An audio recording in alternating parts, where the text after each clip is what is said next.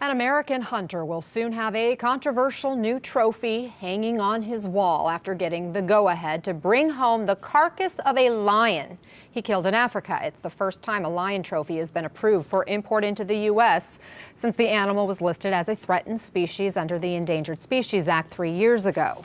CNN's Polo Sandoval has the story. An Orlando man has the green light from the U.S. government to bring home his kill. Documents first obtained by the Center for Biological Diversity show the hunter was issued a permit to import the skull, skin, teeth, and claws of a lion he hunted in Tanzania. John Jackson III, who represents the permit holder, defends this kind of hunting as crucial for conservation efforts in Africa, a way to ensure a delicate balance in the survival of various species. Most lion habitat is in hunting areas, and then the prey bases depend upon that habitat.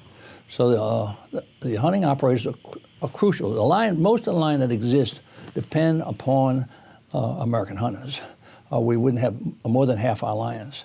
Jackson is also a member of a panel assembled by the Trump administration last year, tasked with advising on how trophy hunting helps conservation. He's also worked on rhino protection efforts for decades. Last week, another American hunter represented by Jackson faced backlash after being granted a permit to import a black rhino that he hunted in Namibia. The primary threat to black rhino is poaching. And the revenue of these hunts goes 100% of it, nothing taken out, goes to a product trust fund run by the government. All that money is spent on rhino conservation, control the poaching. In Namibia, where the vulnerable rhino population is grown, permits are issued to hunt pre-selected problematic bulls. Lions are fair game for other reasons. The lion, its primary threat is loss of habitat and loss of prey base, and then conflict with community people, because a lion is really a ferocious beast, the greatest beast in the world. They're not compatible with people and livestock. So you have different problems and different issues and different things that have to be shown to obtain a permit. But the stringent requirements for trophy imports are not enough to calm concerns at the Center for Biological Diversity, where its legal director, Tanya Santarib, is worried these permits could someday lead to open season on other vulnerable species. It signals an opening of the floodgates, not only for lion trophy imports from Tanzania, but also potentially for elephant trophy imports from Tanzania.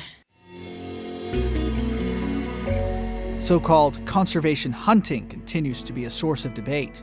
Trophy hunters love to say that they help contribute to anti-poaching efforts, and that even just having hunters on the ground helps on that.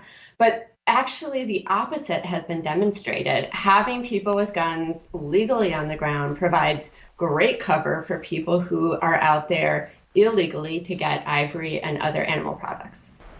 The U.S. Fish and Wildlife Service currently makes a call on trophy imports, saying the agency makes findings on an application-by-application basis. Polo Sandoval, CNN, New York. Jeff Corwin is an expert in wildlife and host of ABC's Ocean Treks with Jeff Corwin. Jeff, thanks for being with us. First, your reaction to this decision by U.S. Fish and Wildlife to allow the lion trophy to come into the U.S. Good evening, Anna. It's a tragic decision. It's an awful decision. It shows how reckless they are with the environment.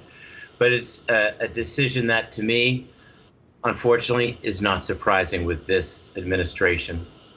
I mean, there is an argument to be made here that this does not harm conservation efforts. According to Fish and Wildlife, they argue legal, well-regulated hunting as part of a sound management program can benefit the conservation of certain species by providing incentives to local communities to conserve the species and by putting much-needed revenue back into conservation. What do you make of that argument?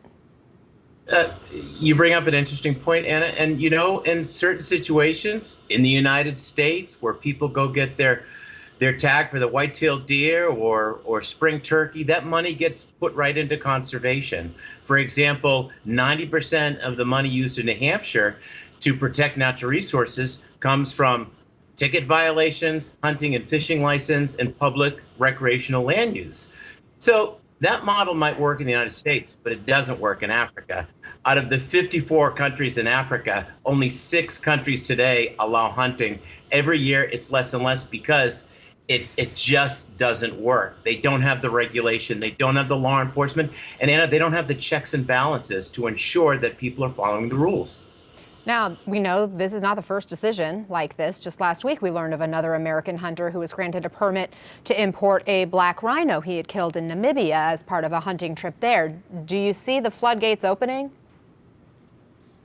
Under this administration, I do. And it's borderline criminal to me. There's never, Anna, a logical reason. There's never a sound biological conservation reason to hunt endangered species.